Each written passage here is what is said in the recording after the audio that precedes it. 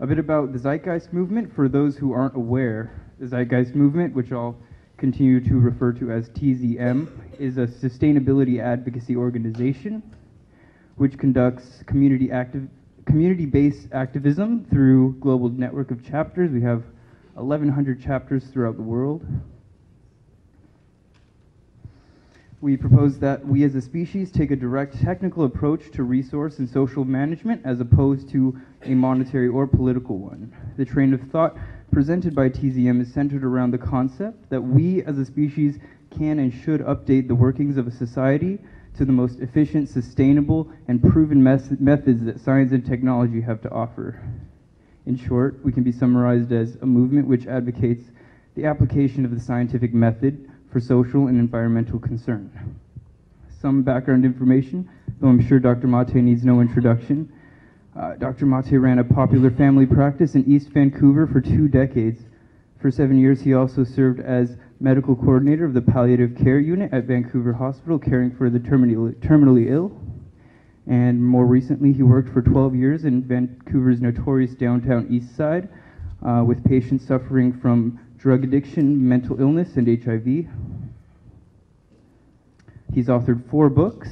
The last 2 have become national and international bestsellers, translated into 9 different languages, or 20 different languages.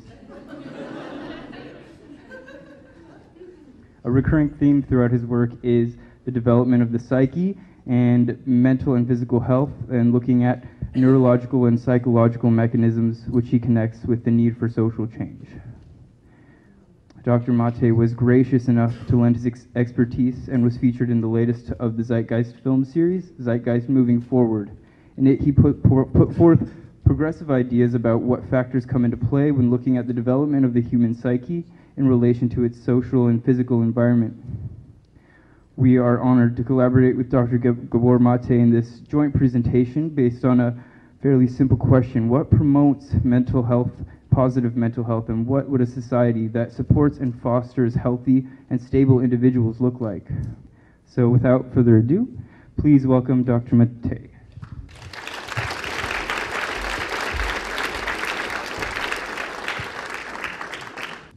Well, first of all, thank you for coming out to be part of this conversation. Thanks to the Zeitgeist movement for inviting me. I need to clarify that I'm not a member of the movement. You might call me a friend. Nor was I gracious enough to participate in the movie. I did not know I was participating in a movie when they interviewed me. It was didn't even know there was such a movie. I was simply interviewed by somebody who thought my ideas were interesting enough, and next thing I know, I'm in the Zeitgeist movie. So grace had nothing to do with it. I was happy with the film, particularly the part that had interviews with myself and a number of other people who we all put forward a perspective, which is what I'll be presenting you today, which is that human beings cannot be separated from their environment, and that in order to understand a human being, you have to understand the environment. And the implication is also that if we're going to be different human beings or foster different human beings, we have to look at the environment. Now, the medicine or the medical practice that I was trained in at University of British Columbia is a very Western ideology-infused medicine. Now, we think of medicine as a science, as a scientific practice, but it's as much ideological as it is anything else. So that what passes for science in our culture is a combination of scientific data, but interpreted through an ideological lens. So we must never think of it as pure science. And unfortunately, it's not a conscious ideological lens, so that the practitioners are not aware that they have an ideology. They didn't choose that ideology, they simply grew up in it, and they were trained in it. And they think that they're looking objectively at the world. But as the Buddha pointed out 2,500 years ago, we create the world with our minds. So the kind of perspective that we have will shape what we see. And that's absolutely true of science as well. Now, what I'm interested in looking at is, before with our minds we create the world, how does the world create our minds? So what kind of minds are we looking at the world with? And that's the question that Western medicine doesn't ask very much. So it makes two separations. It separates the mind from the body, so that physical illnesses or illnesses that are considered to be purely physical, like rheumatoid arthritis or cancer, multiple sclerosis, any chronic health condition you care to name, is understood only in terms of the organs that it attacks, but not in terms of the relationship of the body to the person's psychological and spiritual and social life. So that means if you go to a doctor with a flare-up of rheumatoid arthritis, inflammation of your joints, and rheumatoid arthritis is a disease in which the immune system actually attacks the body itself, so it's called autoimmune disease. It's sort of like if the Canadian Army attacked Canada, which under the current government is a total possibility as far as I'm concerned. But that's what an autoimmune disease is. The immune system turns against itself. Well, we don't ask the question, why is the immune system in mutiny against the body? We simply give medications to suppress the symptoms. So we deal with surface manifestations, but we don't look at causes, because causes would imply a larger, more holistic look. And fundamentally, as physicians, we throw up our hands and we say, we don't know what causes these things. So if you look at something like multiple sclerosis, which is a degenerative disease of the nervous system, in the 1940s, the gender ratio of multiple sclerosis was 1:1. So for each man diagnosed, so was a woman. The gender ratio now is 3 or 4 women for every man. And you cannot understand that on strictly physical grounds. If you think it's genetics, it won't cut it, because genes don't change in a population over 70 years. If you think it's the diet or the climate, no, that hasn't changed more for one gender than the other either. So there's something about gender in our society that certainly influences the onset and course of disease. In order to understand that, you'd have to look at something broader than just the body. So that mind-body separation doesn't work to explain either physical or mental illness. And by the way, my talk is not just about mental illness either. It's about illness in general. Then the second separation that we make is we separate the human being, the individual, from the environment. So we think that if cancer shows up in somebody, or if mental illness shows up in somebody, it's strictly individual factors, such as, for example, genetics. So it has to do with the genes, the DNA that you or I inherited from our parents. But or perhaps it's the result of lifestyle choices that we make, so that if you smoke, which of course increases your risk of lung cancer, then if you get lung cancer, that's because it's a choice that you individually made. So these are individual perspectives on disease, which again causes us to miss a lot of things. So let me give you 3 examples of a different approach, which has been called a biopsychosocial approach, which means to say that the biology of an individual is inseparable from the psychological and social environment. And it's the only scientific understanding, by the way, that makes any sense at all, and it's the only way through which we can actually comprehend who gets sick and why. And of course, if you look at it in a broad scale, social factors such as gender, such as race, such as economic position, are far more influential in population health than individual factors. And that's because we're biopsychosocial creatures. So our biology can't be separated from the psychological and social environment. So for example, it's not even controversial, a number of studies have shown it, that children whose parents are stressed are much more likely to have asthma than children whose parents are not stressed. So in polluted areas, where of course the air quality itself and the irritants in the air cause the triggering of more asthmatic flare-ups in people, it's still the children of stressed parents who are most likely to have asthma. Now if you go to a physician, the ordinary Western-trained physician, with either yourself or your child having asthma, you'll be given the appropriate treatment. And the appropriate treatment will reverse the narrowing of the airways that happens in asthma. It'll suppress the inflammation that happens in asthma. Now the inhalers or the medications you get, in whatever form, to achieve those effects, it's interesting to consider what they are. Because the inhalers that opens up the airways, in the narrowed airways of the asthmatic, is actually a copy of adrenaline. In fact, if you rush to hospital with a severe asthmatic episode, you'd be given an injection of adrenaline. And the inhaler that suppresses the inflammation, which is the other aspect of asthma, the swelling and so on needs to be suppressed, which further clutters the airways. That inhaler or that infusion that you'd get in the hospital emergency ward is actually cortisol. Now, if you look at what cortisol and adrenaline are, what are they? Anybody know what they are? They're stress hormones. In other words, we're treating asthmatics with stress hormones. As a matter of fact, if you look at cortisol, it's the commonest medication used in all of medicine. It's used in conditions of the skin, of the lungs, of the joints, of the intestines, of the nervous system. So it's the stress hormone. If you were threatened right now, then your adrenal gland would put out adrenaline and cortisol, which would allow you to fight back or to escape. But in the long term, those same hormones damage your health. So acute stress, it's just to help you survive a threat. Chronic stress debilitates your immune system, heart disease, thinning of the bones, ulcers in the intestines, and depression are the side effects. Now, we give these stress hormones to the asthmatic child, but we never ask the question, we're treating something with stress hormones. Is it possible that the condition is connected to stress somehow? That question is never asked.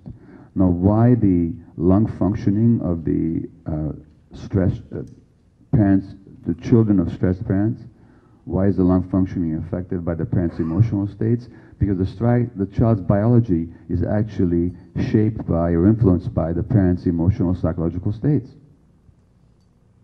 Because it's biopsychosocial. You can't separate the emotions from the body, and you can't separate the individual from the environment.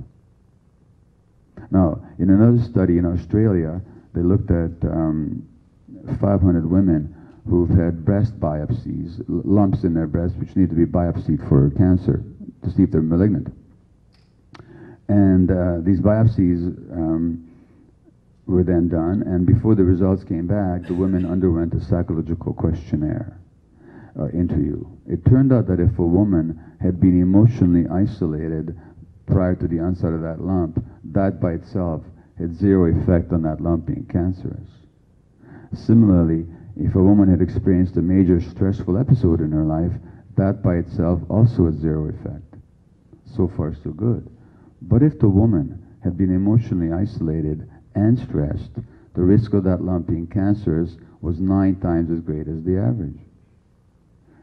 And the researchers, being left-brained, medically trained, scientific-minded people, had no way of understanding this. They were totally puzzled by this. They said, how does 0 and 0 add up to 9? Which is logical, the question, but it ignores the true nature of human beings. Because if you're stressed, then again these hormones are raging through your system. But if somebody comes along and says, hey friend, I see that you're upset, how are you feeling? Puts a hand on your shoulder, what happens to you physiologically in a split second? You calm down, you take a deep breath, your brain has more oxygen, you start thinking more clearly, and the adrenaline levels go down, your blood pressure goes down, your heart stops racing, the cortisol levels go down, so immune system is no longer under siege. But if you're emotionally isolated and there's no one to relate to, then you'll be stewing on your own stress juices for months. No wonder then suppressing the immune system, which of course means that that potential malignant transformation is not controlled. So no wonder then the women who are emotionally isolated and stressed are more likely to have lung cancer or breast cancer, significantly so, which also tells us that cancer is not the disease of an individual.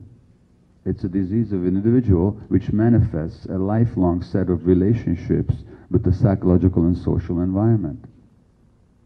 And for all the hundreds of $billions that they raise for cancer research, it's never going to amount to anything.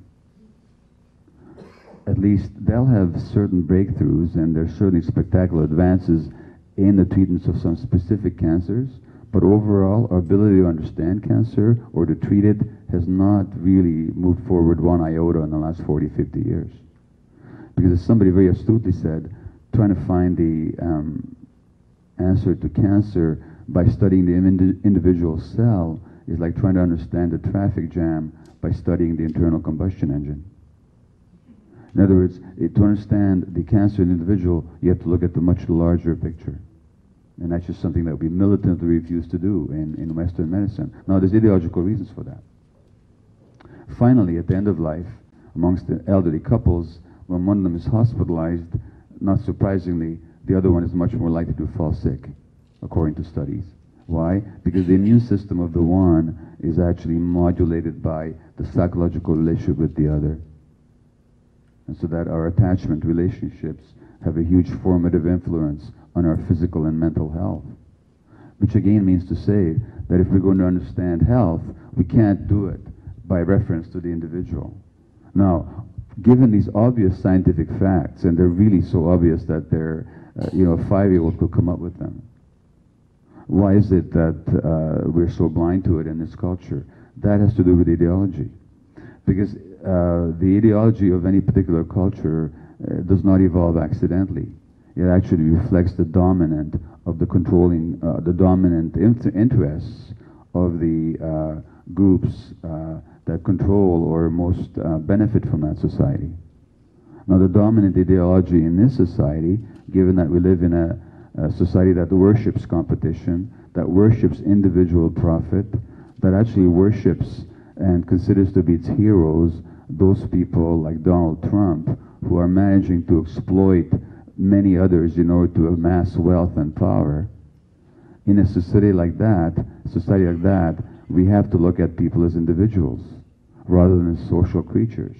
Because if we admitted and acknowledged and fully got the implications of the reality that human beings are social creatures with social needs and psychological needs, we wouldn't be treating people the way we are.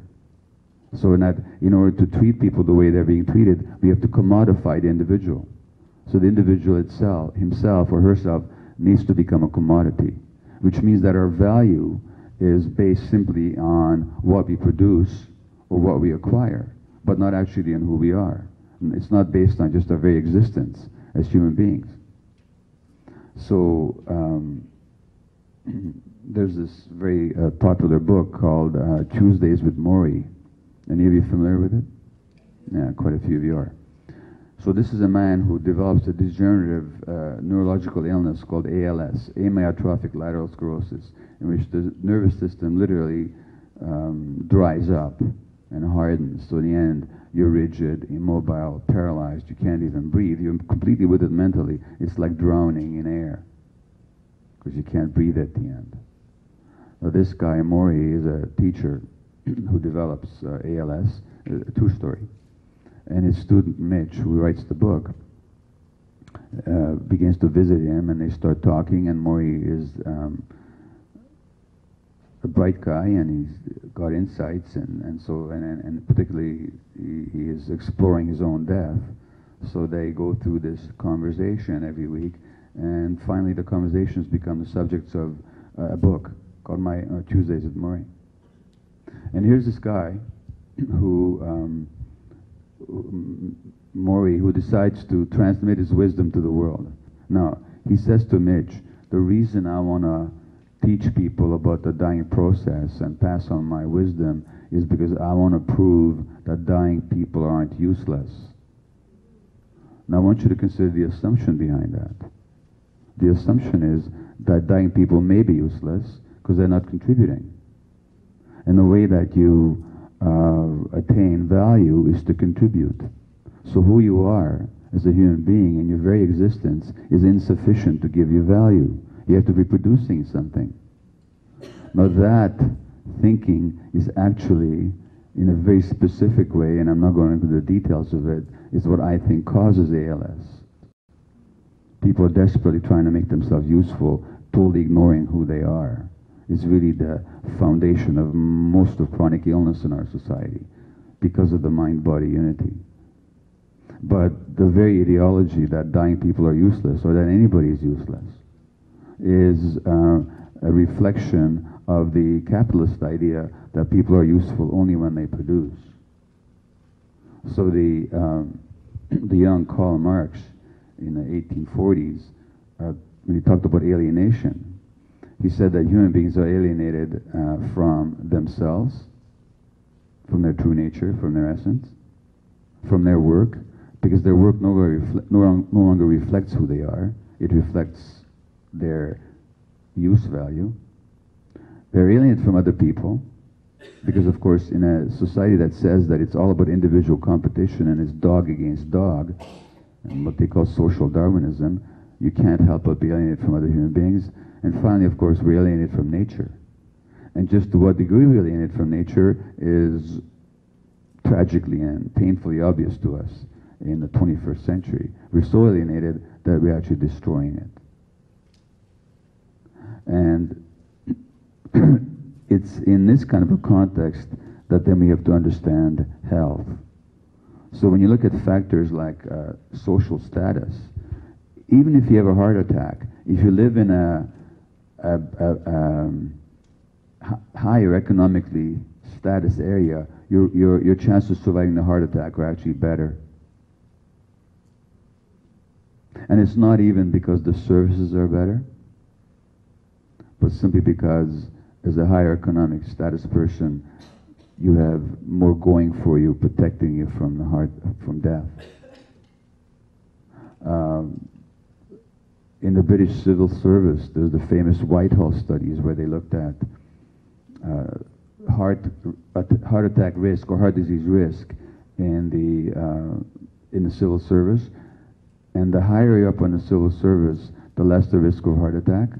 And it's not just an economic factor, because even on two different tiers, at the very top tier and the second tier, where the income differences weren't all that great, but the heart disease differences were significant, simply because people at the top had less heart attacks. And position in the civil service was more of a predictor of heart disease risk than cholesterol and high blood pressure levels, which is all the things that you get paid attention to when you go to the doctor's office. So social status is a significant determinant of health. Gender obviously is. If you look at the statistic I gave you about multiple sclerosis, what's different? Why has the ratio changed? Well, if you understand that multiple sclerosis is in fact a response to stress, which of course it is, although most physicians wouldn't see it that way, but I talk about that in my book, When the Body Says No. If you look at women's situations, what has happened? Women in our society have always carried the burden of being the emotional supports for their men and for their families. So that hasn't changed. They're still doing that. They're the emotional absorbers of their environments, which, by the way, would help to explain why married men live longer than unmarried men, but married women don't live longer than unmarried women. And what has changed is that since the Second World War, women have also had to take on an economic role, and they're doing so in the context of less support, because we used to live in clans and tribes and communities and extended families and neighborhoods and much more sense of social cohesion and contact, so that the depression of the 1930s, while it was economically, so far at least, more devastating than the current recession is, there was also more social cohesion, and people supported each other much more communally. So what you got is more stress and less support. Naturally, if the disease is stress related, which I'm convinced it is, you're going to get more disease. There's no other explanation for it. So it's not simply an individual issue. It's also very much a gender issue in our society. Not that women are unique to that kind of stress, but they're the main recipients of it. Finally, of course, race. Black American males have significantly increased prostate cancer death risk over whites. Their biological relatives in Africa do not. So it's not a genetic issue, but I think it has to do with racism and stress of being a black Afro-American in the United States. Needless to say, in Canada, we have the First Nations population, which 100 years ago had no diabetes, and 150 years ago no rheumatoid arthritis, and now they have the world's highest rates of these diseases in some areas. Now that's not a genetic issue. That's not an individual issue. It's a question of looking at what's happened socially and economically and culturally, and the abuse that they have undergone in this society and continue to. So that you can't explain disease, again, in isolation from the psychosocial environment. And beyond that, there's the evidence now, it's not even controversial, but most physicians and most educators never even heard about it, which is an extraordinary statement, actually an extraordinary reflection of how ideological medical practice is and how ideological everything is, that we now have all this science that is beyond any shadow of any doubt whatsoever, has shown that the human brain actually develops an interaction with the environment. So the kind of brains we have reflects what's happening in the environment. And yet, if you look at the situation of children these days, you're getting this burgeoning diagnoses of ADHD, of autism, of oppositional defiant disorder, of conduct disorder, of Tourette's, Asperger's, reactive attachment disorder, all these diagnoses. And more kids are being medicated, and sometimes they're being medicated with drugs that actually do them all kinds of harm, so much so that the BC Children's Hospital recently has to establish a clinic just to treat kids for the side effects of the antipsychotic medications they're getting. And they're getting these antipsychotic medications not to control psychoses, which they don't have, but to control their behaviors. And because we don't understand that the child's behavior reflects his relationship to the environment, we just try and treat the kid's symptoms. So the environment gets very stressed. Kids' brains don't develop the way they should. They have poor impulse control and all kinds of emotional pain and the confusion that they're acting out in their behaviors. And instead of changing the environment, or at least addressing the environment, we medicate the kid. In other words, we try and suppress the symptom, the surface manifestation of something that's completely psychosocial. The result is that kids are developing metabolic syndrome and diabetes and risk for heart disease and so on as a result of these medications, which have never been studied in kids. Nobody's ever studied the long-term effects, but we're handing them out to tens of thousands of kids in this country, hundreds of thousands in the States.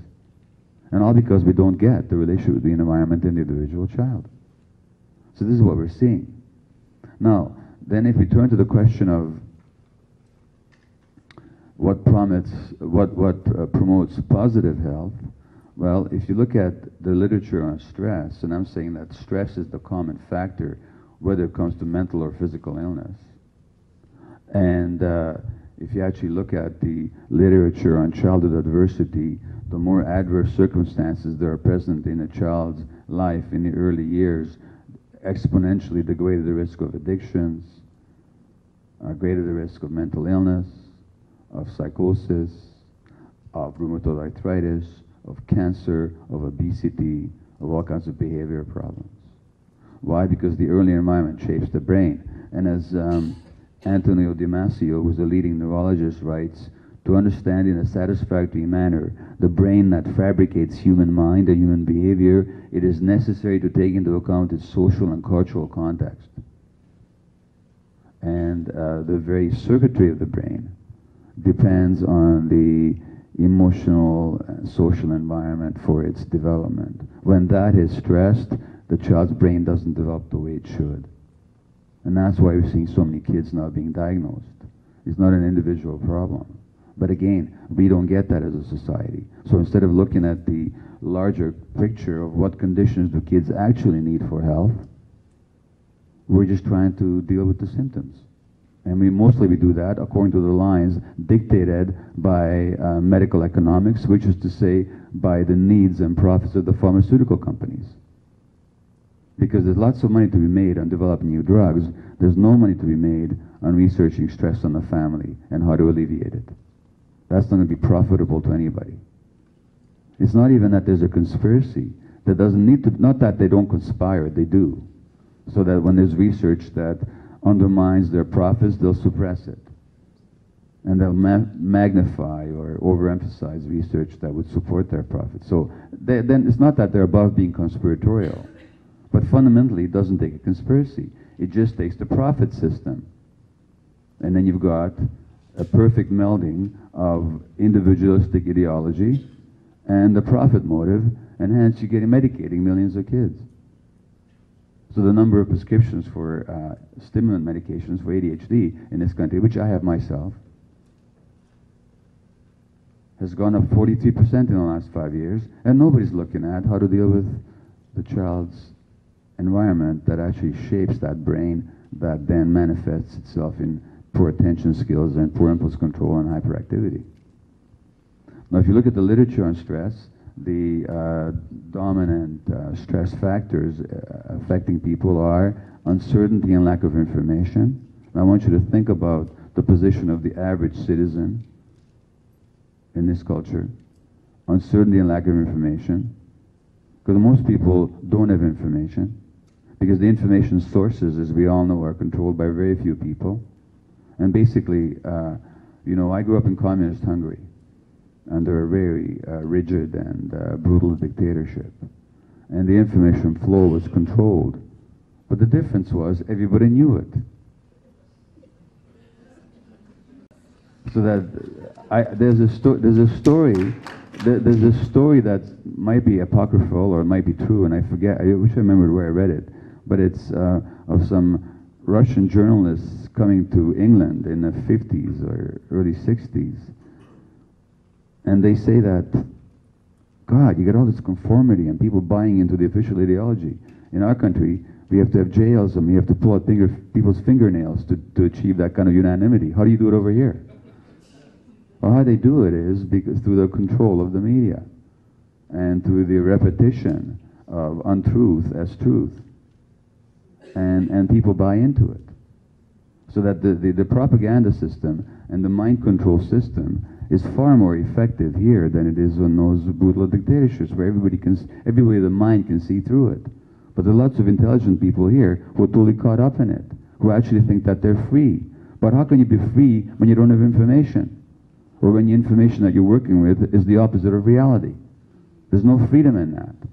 So that for all the internet and the reality that people can access any sorts of information they want these days, that has not increased the freedom quotient in our society significantly because ideologically people are blinded.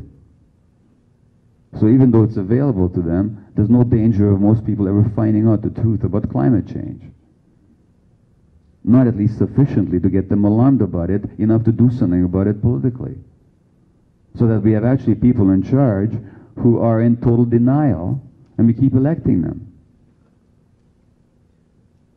You know, it's like if somebody was legally blind, and you took away their white cane, and you made them the guides in traffic. This is what we're doing with our politics. We elect the most blind people, and we say, lead us on. Well, how can you talk about freedom? What person who's actually free would make such a choice? So uncertainty and lack of information characterizes the average citizen and the social discourse and the social conversation. Secondly, loss of control. You take rats and you yoke them in pairs and you actually tie them up together and you attach electrodes to their tails. This is an experiment that's been done. And to that electrode, they can get an electric shock.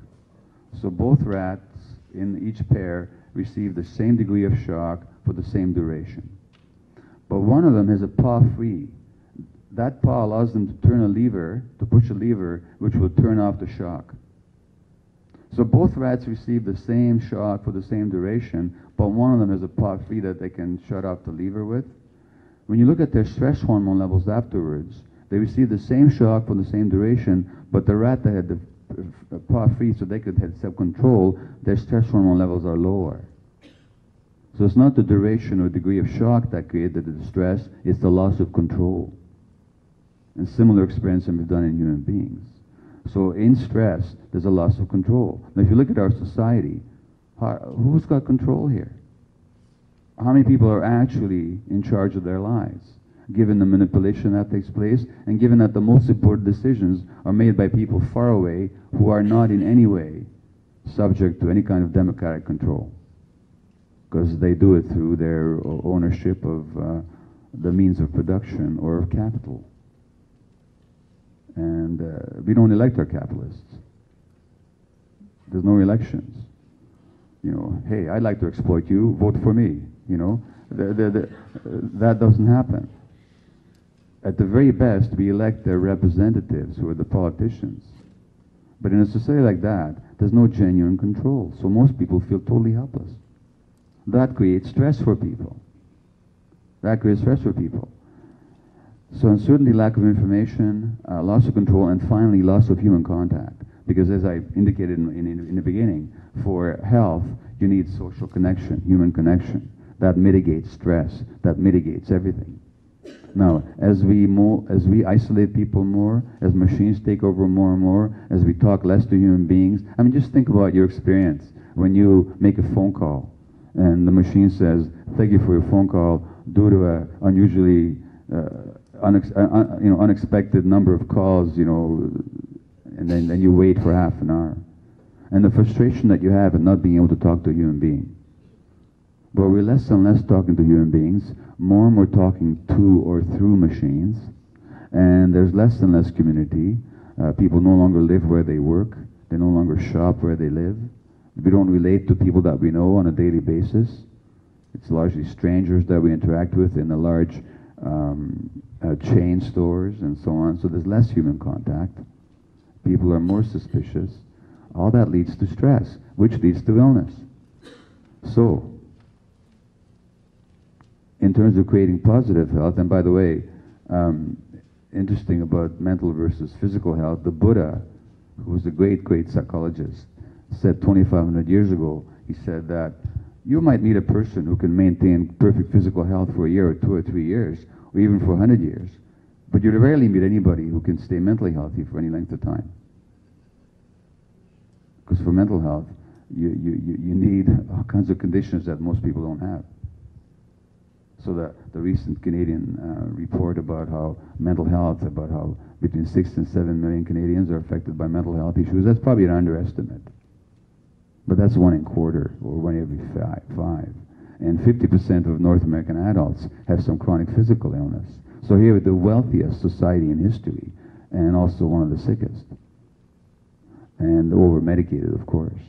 So in terms of creating what's needed for positive health, what you need is community, contact, local control, involvement, engagement,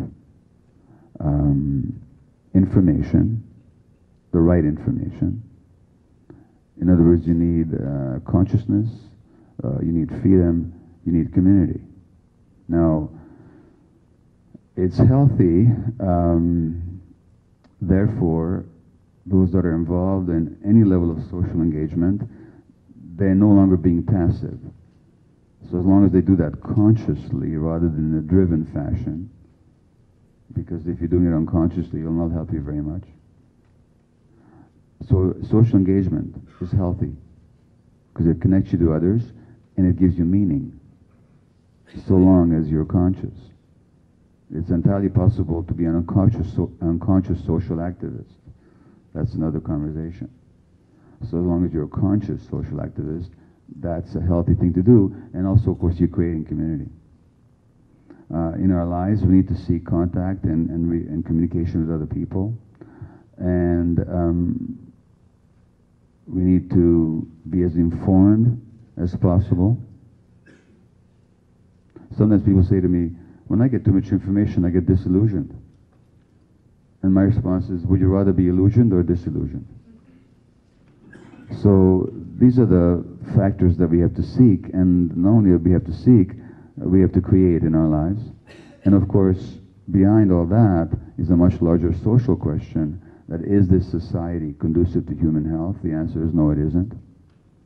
And although you can't change society by the flicking of a thumb or the waving of a magic wand, certainly being engaged with the question of what kind of society we'd like to see and how do we best work towards whatever vision we may have, that's a question that's very important for human beings to engage with. Otherwise, we're passive victims of circumstance. And in terms of a social vision and how to attain it, well, that's going to be a particular view of that will be Matt's subject, and I'll turn the mic over to him now.